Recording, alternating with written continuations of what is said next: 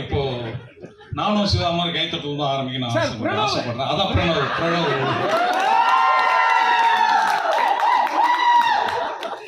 ஆக்சுவலாக நானும் சிவம் பேசிக்கிட்டு இருந்தோம். அந்த மாதிரி நம்ம இப்போ போகும்போது கேலப்பா ஆரம்பிக்கணும்னா நம்ம பிரணவ் தான் ஃபர்ஸ்ட் பேசுவாங்க.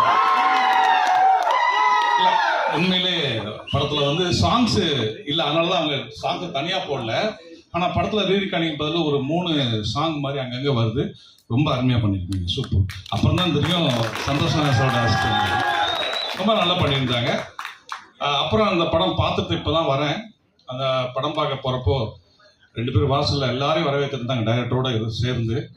எனக்கு அவங்கள அறிமுகம் கிடையாதுன்றா. அப்போ யார் இவங்கன்னு கேட்கும்போது தேவன் துரைன்னு சொன்னாங்க.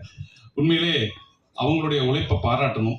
ஏன்னா எல்லாரும் ரிசீவ் பண்ணி உட்கார வச்சு படத்தை காமிச்சு அப்புறம் அங்கேருந்து இங்கே வந்து ஆடியோ ஃபங்க்ஷன்லேயே வந்து எனக்கு தெரிஞ்சு இது வரைக்கும் நின்றுட்டு இருக்கிறாங்க. அந்த அளவுக்கு அவங்க ரொம்ப இன்வால்வாக ஒர்க் பண்ணியிருக்காங்க. எனக்கு கிஷோர், டைரக்டர் கிஷோர் வந்து எனக்கு ரொம்ப நல்ல பழக்கம். அவரை நிறைய இடங்களை சந்திச்சிருக்கேன், பேசியிருக்கேன். அப்போ அவர் சினிமா பற்றி பேசுறது, அப்புறம் திரைக்கதையை பற்றி பேசுறது, அந்த நுணுக்கங்களும் பேசும்போது ரொம்ப வியப்பாக இருக்கும். அவர் இந்த ஒரு படம் பண்ணியிருக்கேன் சார், பார்க்க வாங்க அப்படின்னு போய் பார்த்தேன். ரொம்ப எல்லாரும் சொல்லிட்டாங்க படத்தை பற்றி. ரொம்ப ரொம்ப அருமையான ஒரு படமாக பண்ணியிருக்காரு.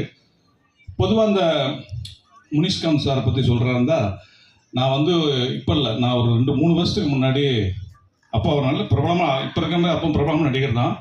சாலிகிராமத்தில் நான் போயிட்டுருக்கேன், காரில் போயிட்டுருக்கேன். அப்போ அவர் ஒரு கேரி பேக்கோட, இதே கிட்டத்தட்ட இந்த டைம் இருக்கும், அவர் நடந்து போயிட்டு இருந்தார். இவர் எங்கே போயிட்டு இருக்காரு, என்ன வாங்கிட்டு போயிட்டு இருக்காரு, சாப்பாடு வாங்கிட்டு போயிட்டு இருப்பாரா இல்லை என்ன வாங்கிட்டு போயிட்டு இருப்பாருன்னு நான் யோசித்தேன். இந்த இதே ரோடு அருணாச்சலம் ரோட்டில் போயிட்டு இருந்தார். அவர் இந்த படத்துக்கு சரியான தேர்வு.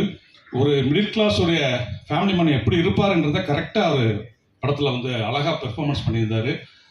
பொதுவாக மிடில் கிளாஸ் ஃபேமிலின்றவங்க வந்து இந்த ஃபங்க்ஷன் டயத்தில் இந்த தோரண மாலை அப்புறம் பூஜை பொருள்லாம் வாங்கிட்டு வீட்டுக்கு வருவாங்க. அது ஒரு சீனாக பண்ணியிருந்தீங்க கிஷோர், ரொம்ப நல்லா இருந்துச்சு அந்த சீன். எனக்கு வந்து கொடுப்பார் வீட்டில் ஒய்ஃப்ட்ட. ரொம்ப அருமையான ஒரு படமாக இருந்துச்சு. எப்போவுமே மிடில் கிளாஸில் இருக்கிறவங்க வந்து ஒரு கனவோடு இருப்பாங்க, நமக்கு ஏதாவது ஒன்று கிடைச்சிடாதா, நம்ம பிரச்சனைகள்லாம் அதில் சால்வ் ஆயிடாதா, இதுக்கப்புறம் நம்ம வேற மாதிரி வாழ்க்கை வாழ மாட்டோமான்னு ஒரு கனவும் ஒரு ஏக்கமும் இருந்துகிட்டே இருக்கும்.